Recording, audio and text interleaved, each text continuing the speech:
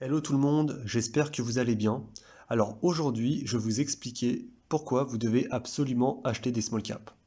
Alors dans un premier temps, qu'est-ce qu'une small cap? Alors une small cap, c'est une action qui a une petite capitalisation boursière qui est inférieure à 1 milliard d'euros.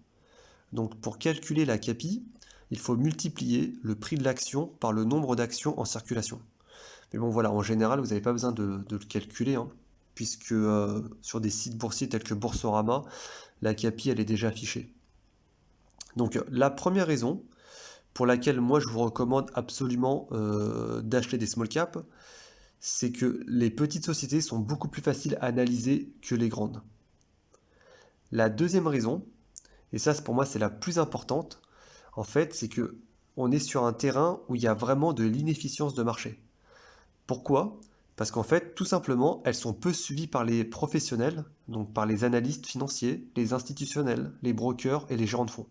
Donc du coup, souvent, elles sont en dehors des radars, et c'est là où on peut vraiment trouver, disons à court terme, de très belles opportunités, avec de grandes différences entre le prix qui est proposé par le marché et la valeur intrinsèque de la société. Donc la troisième raison, c'est qu'il y a donc de nombreuses études qui ont été faites sur des périodes de temps différentes, et qui ont montré que les small caps surperforment les large caps. Cette surperformance, en fait, elle peut s'expliquer par deux facteurs. Donc le premier facteur, c'est que les petites sociétés, en fait, elles vont croître plus rapidement que les grandes sociétés.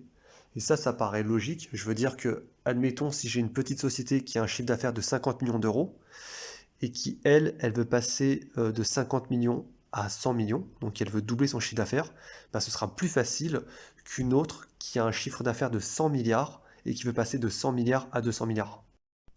Et le deuxième facteur, c'est que les petites sociétés, elles sont souvent plus habiles et mieux gérées par leurs dirigeants.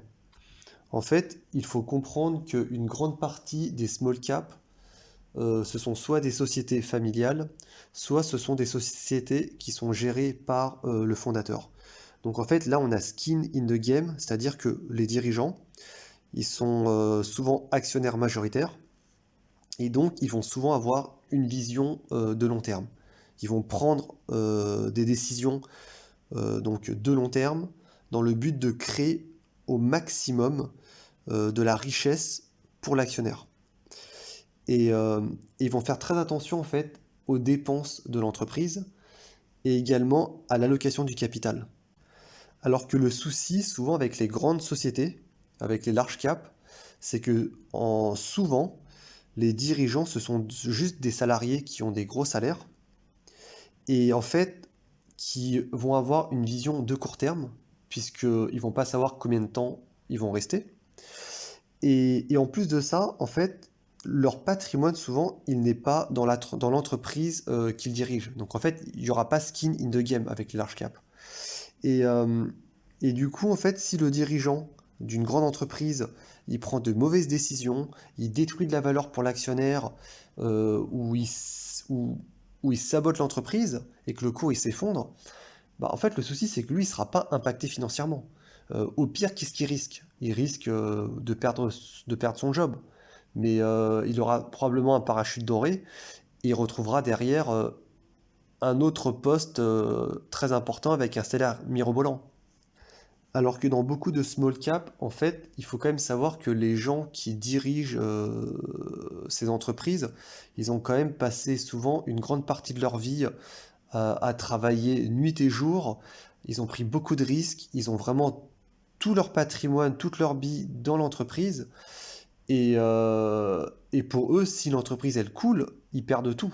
Donc c'est-à-dire que eux, ils vont tout faire, mais vraiment tout faire pour maximiser le profit de l'entreprise.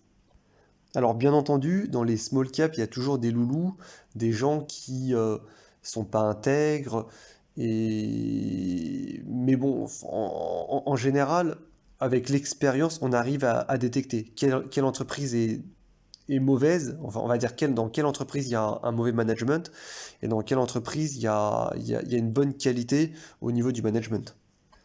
Mais voilà, moi ce que je constate, c'est que de manière générale, sur les small caps, lorsque c'est bien géré, hein, si on tombe pas sur un loulou, disons qu'il y a un meilleur alignement entre l'intérêt des actionnaires et celui des dirigeants. Alors que sur les large caps, il y a beaucoup de sociétés où en fait il y a des conflits d'intérêts parfois entre dirigeants et actionnaires. Et souvent le dirigeant, pour avoir parfois de meilleurs bonus, pour une meilleure notoriété, il va faire la course derrière la... Enfin, il va courir après la croissance et parfois, il va prendre des décisions, enfin même souvent, il va prendre des décisions qui vont détruire la richesse pour l'actionnaire à long terme. Et pour moi, les exceptions, enfin les large caps qui ont eu des parcours boursiers excellents, sont en général soit contrôlés par la famille du fondateur, donc comme c'est le cas chez L'Oréal ou Hermès, ou soit le dirigeant, il est actionnaire majoritaire de l'entreprise, donc comme chez LVMH. Mais voilà, vraiment statistiquement, disons que on retrouve, il y a plus de skin in the game dans les small caps. Alors un autre point également intéressant, c'est que les small caps, alors certaines sont OPA et elles peuvent se faire racheter par de grands groupes, et du coup ça peut booster la performance du portefeuille. Et cerise sur le gâteau, en fait, les small caps, quand vous achetez des small caps, vous n'avez pas à payer la taxe sur les transactions financières.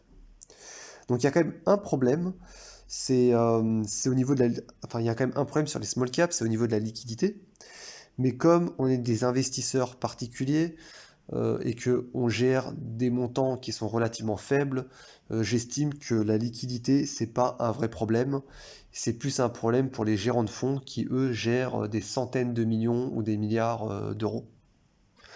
Donc voilà, la vidéo est terminée.